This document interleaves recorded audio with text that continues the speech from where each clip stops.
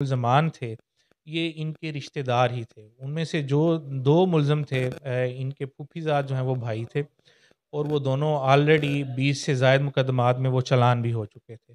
और उनके साथ उनकी जो सबसे हैरानकुन बात हमें बाद में नज़र आई, उनकी जो बड़ी हमशीरा थी हमारे मुलज़मान की, वो भी इस सारे मामले में उनके साथ मुलव्वस थी। तो अल्लाह का शुक्र हुआ, हमने उस सारे मामले को ट्रेस किया और जो 1 करोड़ से ज़ायद की हमारी रिकवरी थी, वो भी हमने इन सारे मुल्ज़मान से की। 25 तोले ज़ेवर था और 36 लाख और 27 हज़ार जो थी, वो अमाउंट थी और हमने पूरी की पूरी रिकवर की उसमें। अस्सलाम वालेकुम नाज़रीन, 42 एचडी टीवी के साथ मैं हूं आपका मेज़बान मलिक खुर्रम शहजाद। नाज़रीन, कसूर थाना बीड़ डिवीज़न के अंदर मैं मौजूद हूं। थाना बीड़ डिवीज़न में 165/24 मुकदमा नंबर दर्ज हुआ था, जिसमें एक ताजर हाफ़िज़ क़य्यूम के घर में वारदात हुई थी, जिसमें 1 करोड़ से ज़ायद जो वो माल मसरूक़ा डकैत लेके उड़ गए थे। इस वारदात को जब ट्रेस करने के लिए SHO B division Waheed Arif साहब की डीपीओ साहब की सरपरस्ती में ड्यूटी लगाई गई, तो इन्होंने ना सिर्फ इस वारदात को ट्रेस किया, बल्कि उन मुल्ज़मान को से जो माल मसरूक़ा था, वो भी सारा माल मसरूक़ा भी बरामद करवाया।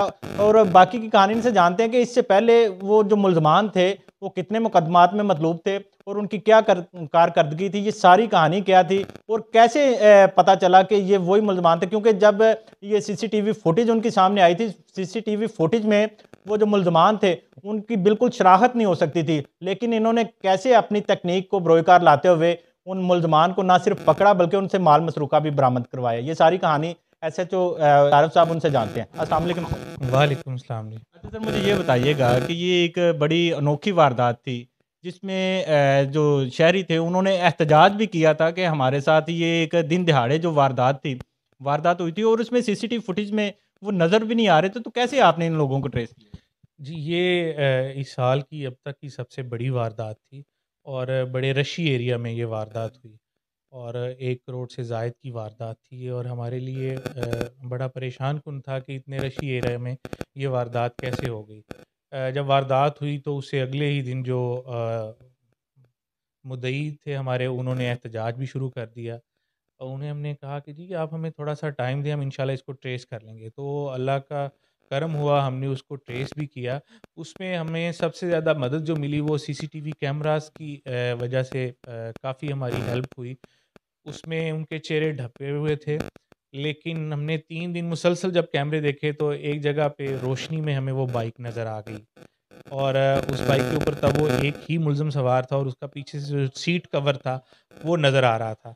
उस सीट कवर से हमने जब वो वहाँ पे मौजूद जो लोग थे उन्होंने देखा, तो हमने लोगों को दिखाया, उन्होंने कहा जी कि ये जो सीट कवर है, ये तो पिद्दी एक हमारा मुल्ज़िम है जो हमने उसमें बाद में गिरफ़्तार किया, उसका कवर है मोटरसाइकिल का। वो बड़ा एंटीक सा था, रेक्सीन का बना हुआ था और उसका कलर रेड था और सिर्फ़ उस कलर के रेड होने की वजह से हमने इस सारे मामले को जो है वो आइडेंटिफ़ाई किया, उसको ट्रेस कर लिया जी। उसमें जब हमने मज़ीद चेक किया तो ये जो हमारे मुल्ज़मान थे, ये इनके रिश्तेदार ही थे। उनमें से जो 2 मुल्ज़म थे इनके फूफीज़ाद जो हैं वो भाई थे और वो दोनों ऑलरेडी 20 से ज़ायद मुकदमात में वो चालान भी हो चुके थे। और उनके साथ उनकी जो सबसे हैरानकुन बात हमें बाद में नज़र आई, उनकी जो बड़ी हमशीरा थी हमारे मुल्ज़मान की, वो भी इस सारे मामले में उनके साथ मुलव्वस थी।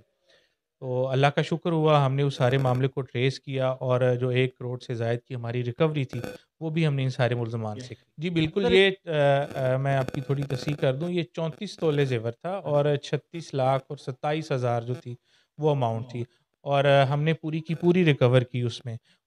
सोना हमें इसलिए गोल्ड रिकवर हो गया जल्दी कि हम मुल्ज़मान तक जल्दी पहुँच गए और उन्हें मौका नहीं मिल सका कि वो आगे उसको सेल करते।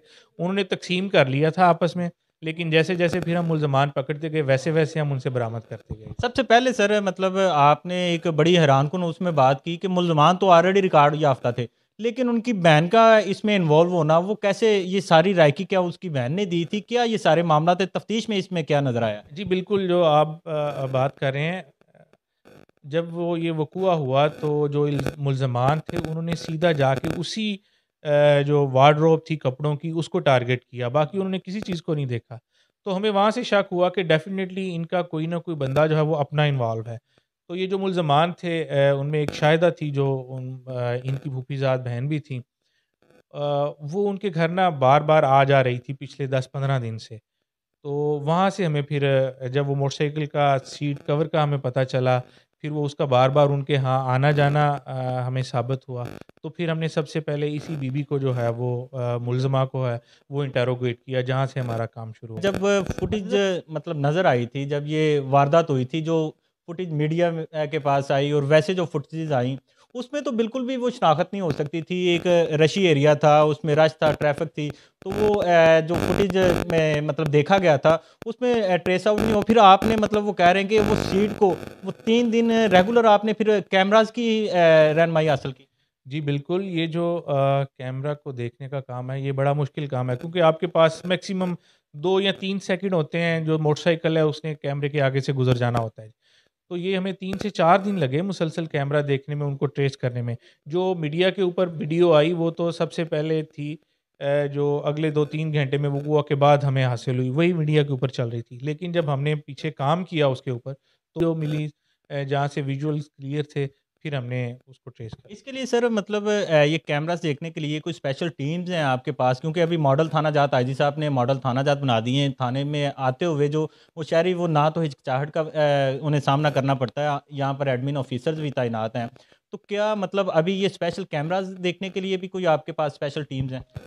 जी, अब खुशकिस्मती के साथ हमारे जितने भी आईओज़ हैं, वो ऑलमोस्ट एजुकेटेड और जितनी भी टेक्निकलिटीज़ हैं, हम सबको जानने वाले हैं। मेरे साथ इसमें थे इमरान थे, हमारी टीम के जो आईओ भी हैं इस केस के, और शहज़ाद यूनुस हमारे एएसआई हैं, वो बड़े मतलब इन टेक्निकलिटीज़ के माहिर हैं और he is adapt in all in this kind of things. तो फिर इन लोगों ने मुसलसल काम किया।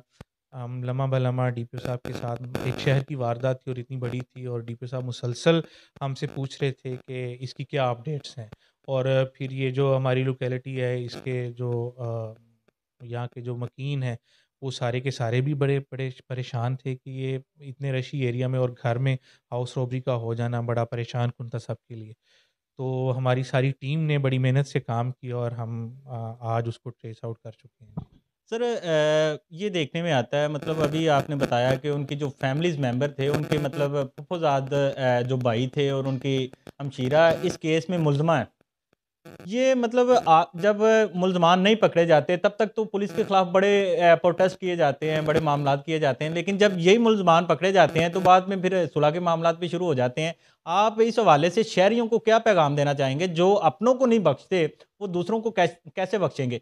इस हवाले से शहरियों को क्या मैसेज देना चाहेंगे? नहीं, इस केस में हमारे साथ बिल्कुल इसके बरक्स है जो आप बात कर रहे हैं। वो बड़े जो हमारे मुद्दई हैं, वो इस मामले में काफ़ी स्ट्रिक्ट हैं। उन्होंने कहा जी कि जो भी है हम इस केस को पूरा लड़ेंगे।